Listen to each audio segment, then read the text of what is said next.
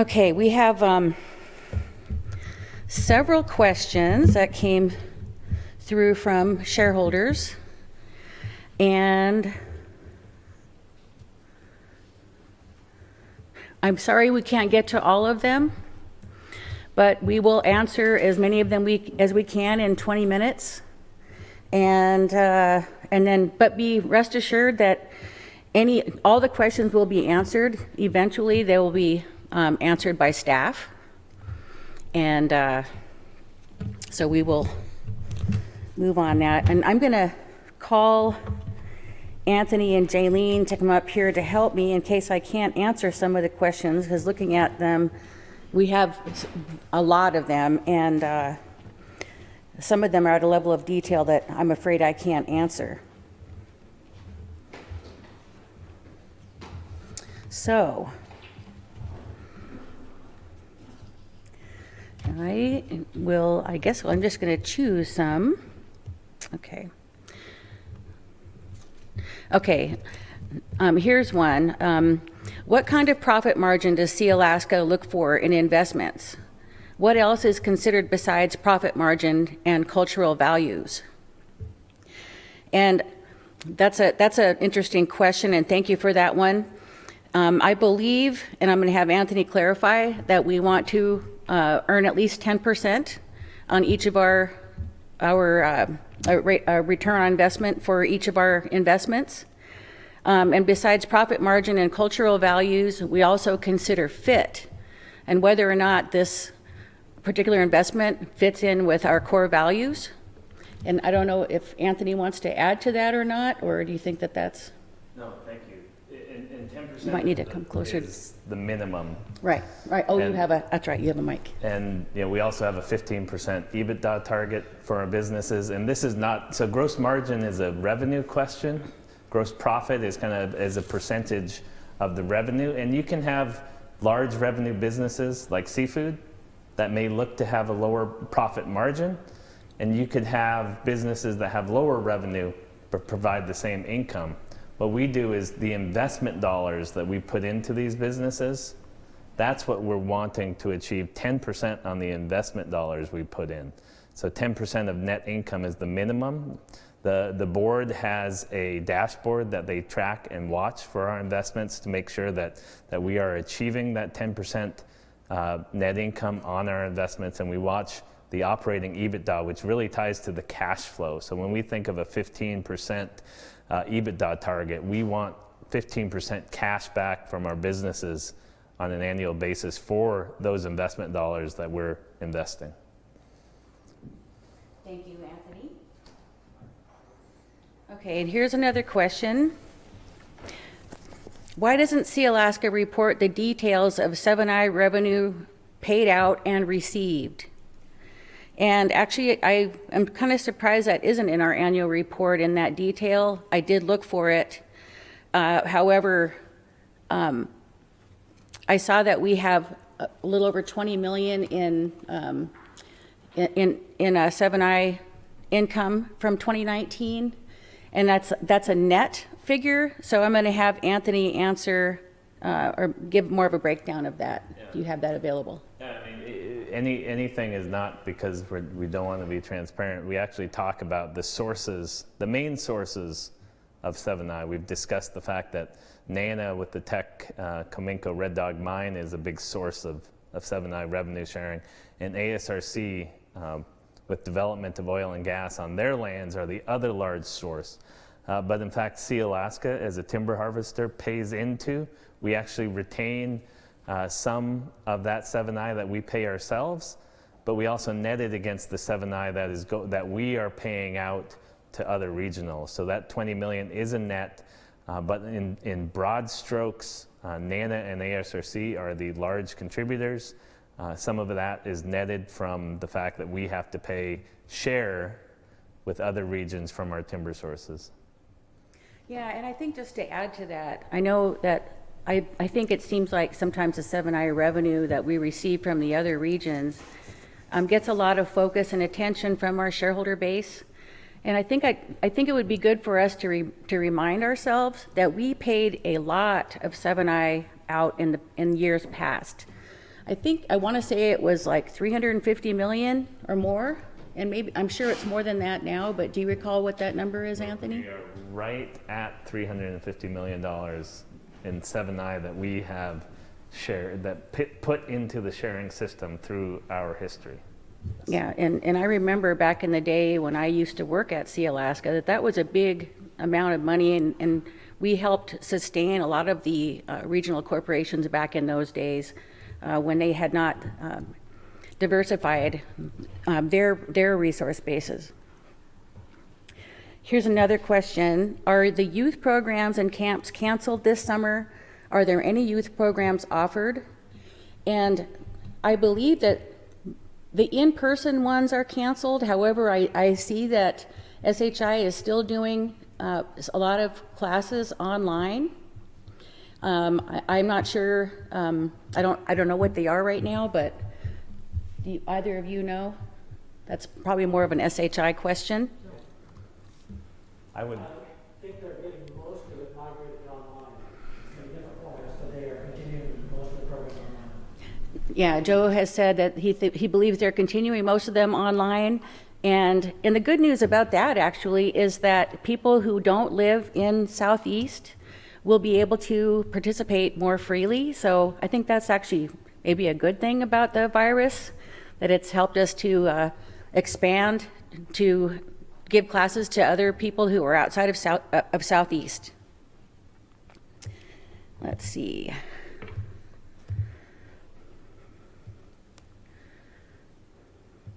Here's another question.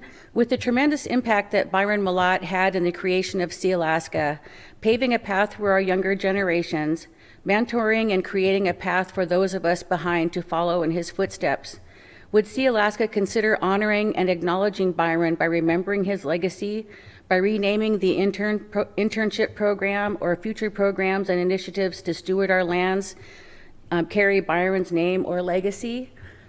And I would think that that would be something that we would all, I can see some of my directors nodding their heads. We won't be having another board meeting until sometime in June, and we're being very careful. We're meeting via Zoom, so that we can all stay safe. But I'm hoping that we can consider that sometime in the future, in the near future. Okay.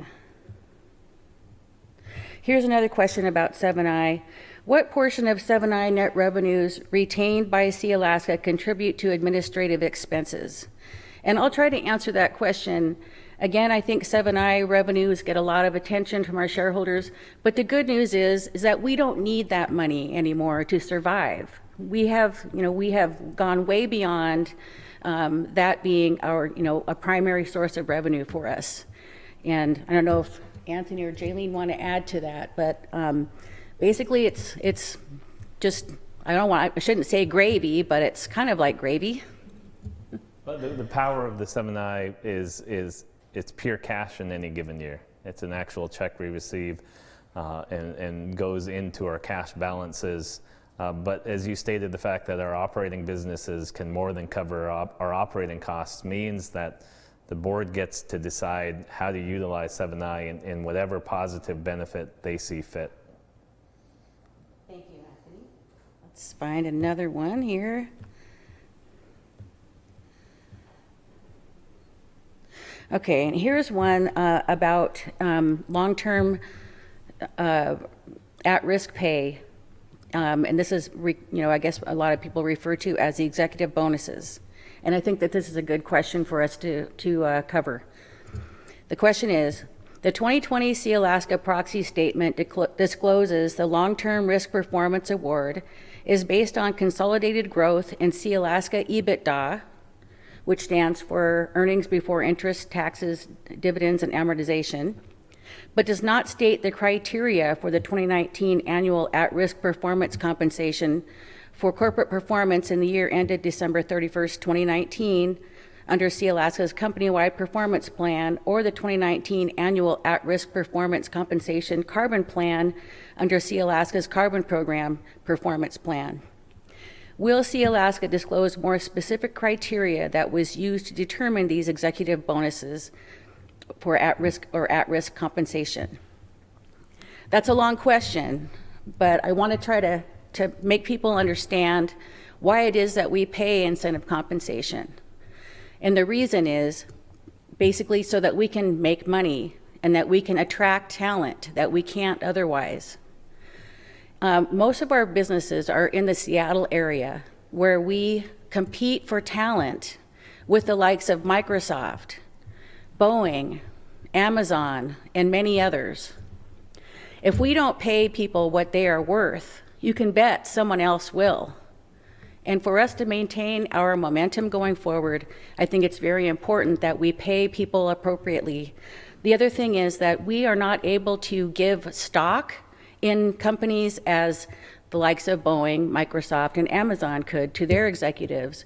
We cannot do that because obviously they have to be a shareholder and we just can't give them stock.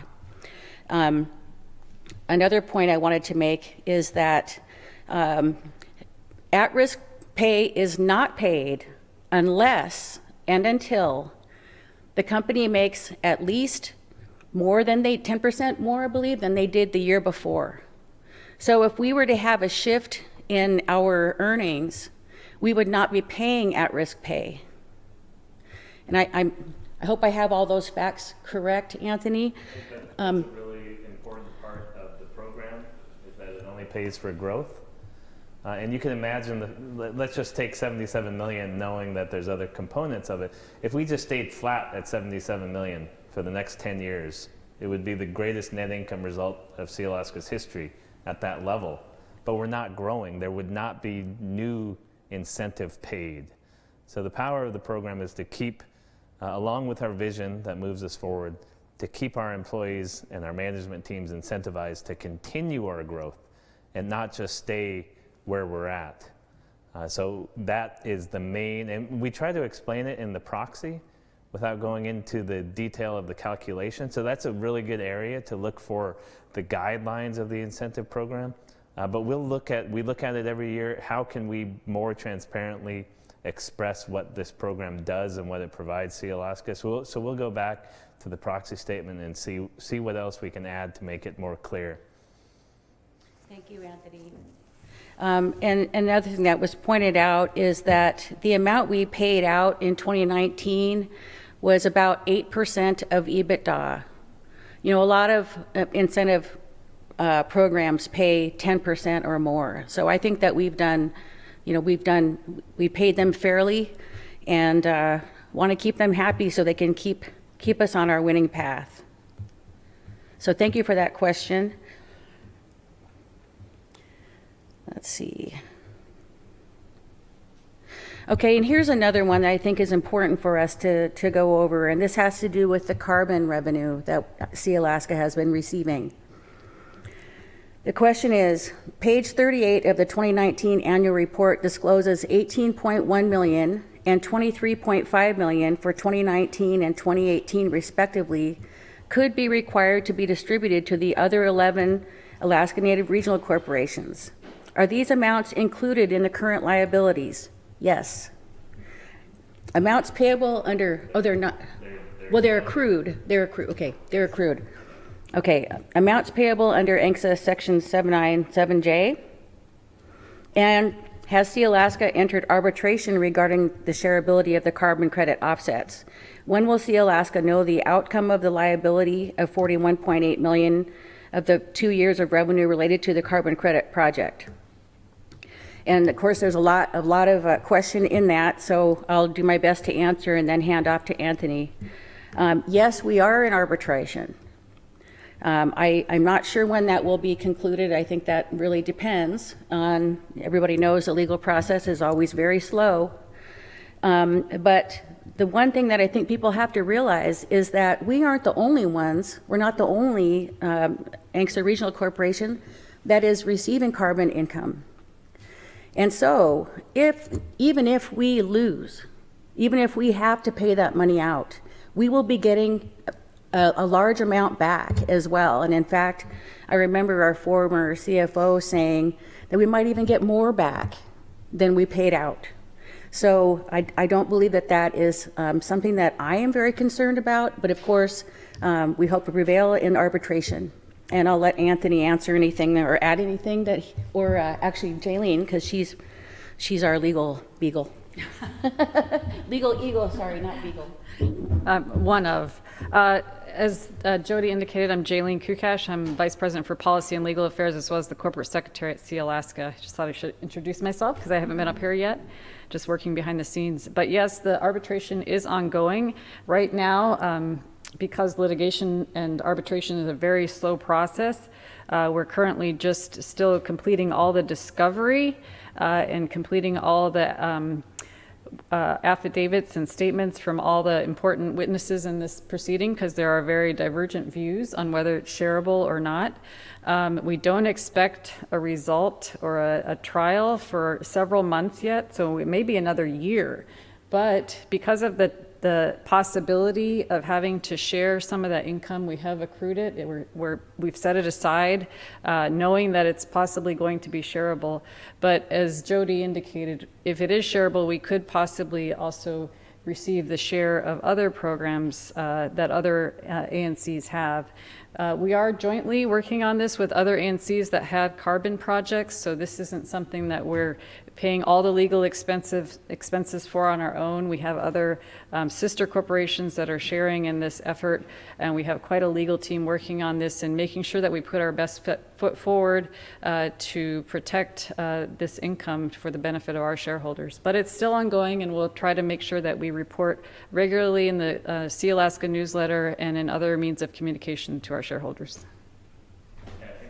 One really important point on that is, we haven't felt the power and success of the carbon program in terms of being able to put new programs forward to the full extent that the close to $140 million we'll be receiving in total from carbon. So even if we have to pay out those amounts, which we have set aside in cash and have that waiting to be paid out, whether the result is we have to pay or the result is we keep it all, we get to then start utilizing that cash less cautiously.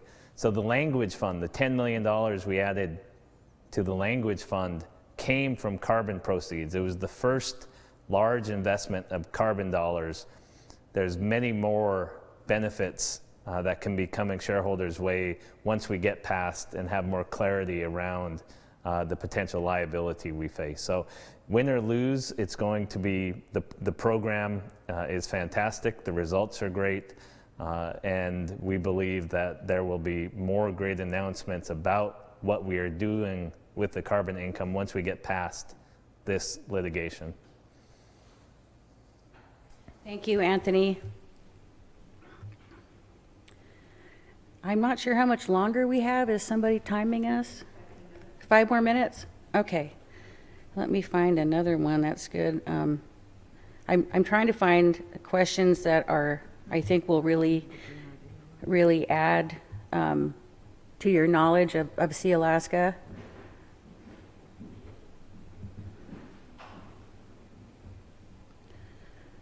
Some of those we've already sort of answered, so pardon me and give me a couple. Let's see. That one I think we've already sort of answered.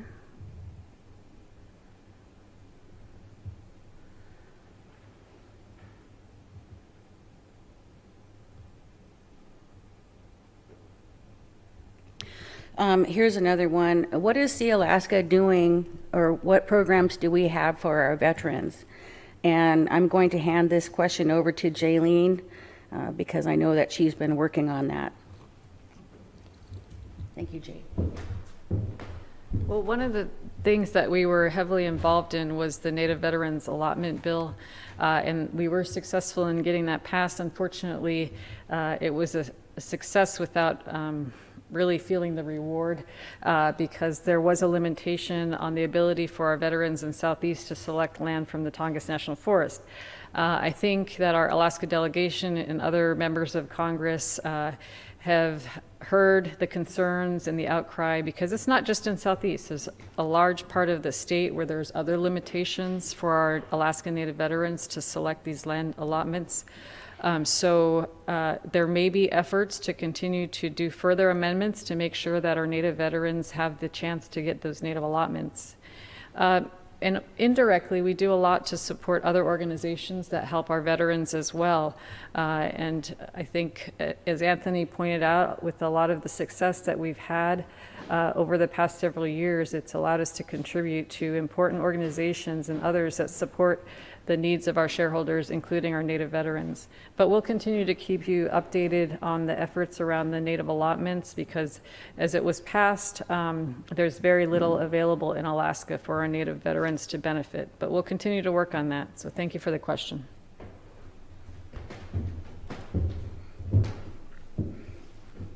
Okay, I'm being told that it's time to wrap it up. But again, I want to thank you all for your questions, and thank you again for joining us tonight. And also remind you that we will answer all of your questions. Staff will be on it and make sure that you get an answer to your question, even if we didn't address it right now. Thank you very much. Buenas noches.